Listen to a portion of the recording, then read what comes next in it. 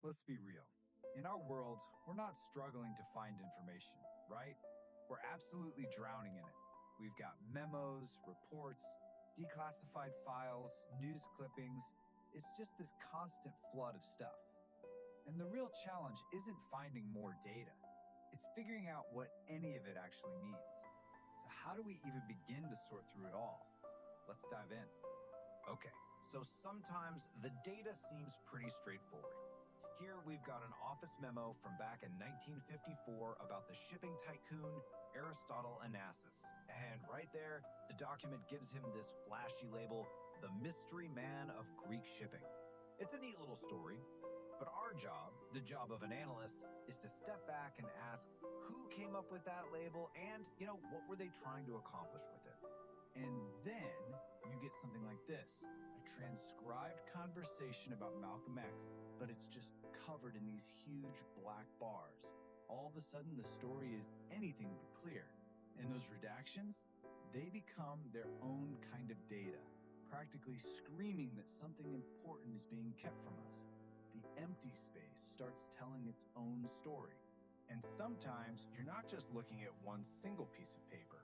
You're facing an entire act of Congress designed to unleash a literal avalanche of information. This is the act that dropped hundreds of thousands of pages all about the JFK assassination. All of it just sitting there, waiting to be understood. So this all brings us to the big question, doesn't it? When you're staring at this mountain of raw data, from a clean memo to a redacted mess to a massive government archive, how on earth do you find the signal in all that noise? How do you spot what actually matters? Well, the answer is all about making a fundamental mental shift. It's about upgrading your brain from being a simple summarizer, someone who just repeats things, into what we're going to call an analytical engine. This isn't just about reading words. It's about actively interrogating everything you see. Let's break that down, because this is really important. A summarizer just asks, okay, what does this say? They just repeat the facts they see, kind of staying on the surface. But the analytical engine asks a much, much deeper question. Why is this even here? It's all about finding the hidden machinery, the underlying reasons, and uncovering the real meaning. So how do we build this engine? Well, the very first step is learning to see the invisible gears turning behind the scenes, the core mechanisms. These are the hidden cause and effect chains that explain why something actually happened. And we're going to use the JFK files to see how this works. Now get this. This is a quote from CIA Director Robert Gates in 1992. He's explaining why all these top secret files were suddenly being released. And the reason he gives? It's not some new evidence or an internal policy change. No, it was a Hollywood movie, Oliver Stone's JFK. And just like that, you can see the whole mechanism laid out. A cultural event, a movie, gets people suspicious. That suspicion creates a ton of political pressure on Congress, and that pressure leads directly to official action, the Declassification Act. See? The surface fact is just the files were released, but the core mechanism is that a film actually forced the government's hand. Okay, so once you can spot those mechanisms, the next big step is learning to tell the difference between a cold, hard fact and someone's interpretation of that fact. This is absolutely critical. And for this one, we're going to jump over to the files on Malcolm X. So what we have here are two totally different windows into the same investigation. Over on the left, you've got this very bureaucratic memo. It's just a list of file numbers that are supposed to be destroyed. It's procedural, almost sterile. But then on the right, you have a raw surveillance transcript, the direct result of a spy operation. They're both pieces of the puzzle for sure, but they were made for very different reasons. And here is the key distinction. The memo on the left, that's a record of a fact.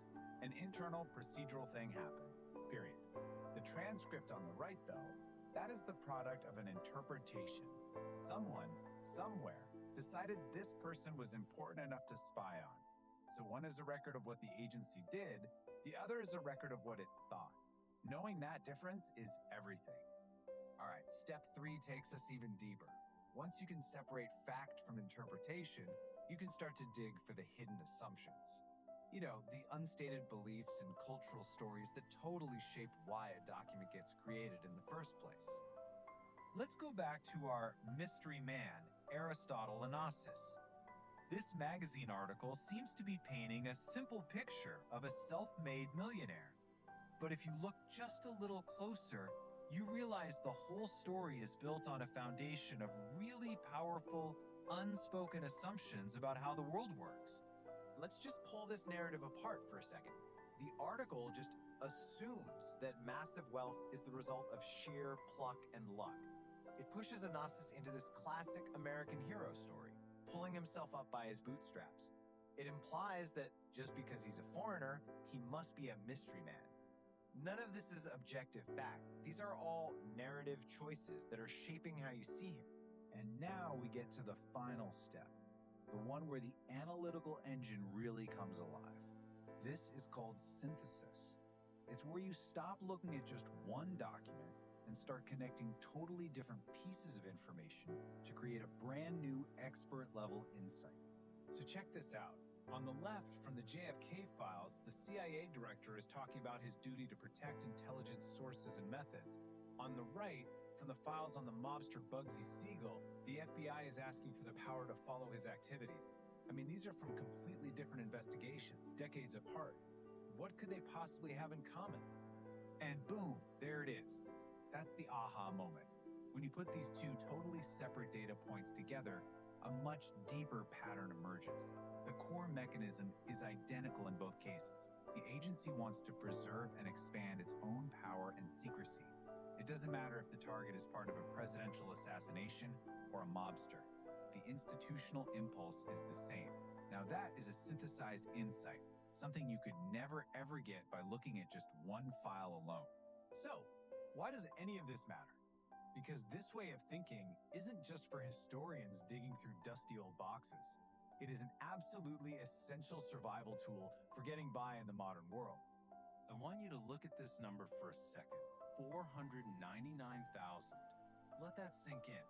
That is roughly how many pages are in just the FBI's main files on the JFK assassination. That one investigation is a perfect example of the insane scale of information we're all dealing with every single day. So start using this engine. Apply it everywhere. Use it to really scrutinize news reports and ask why a story is being told a certain way. Use it to evaluate that crazy claim you just saw on social media. Use it to understand business strategies. And maybe most importantly, use it to make really informed decisions in your own life. Ultimately, it all boils down to this one simple, powerful change in questioning. When you become an analytical engine, you're no longer just a passive consumer of information. You become an active interpreter of your world. So I'll just leave you with this to think about. What changes for you when you stop asking what and you really truly start asking why?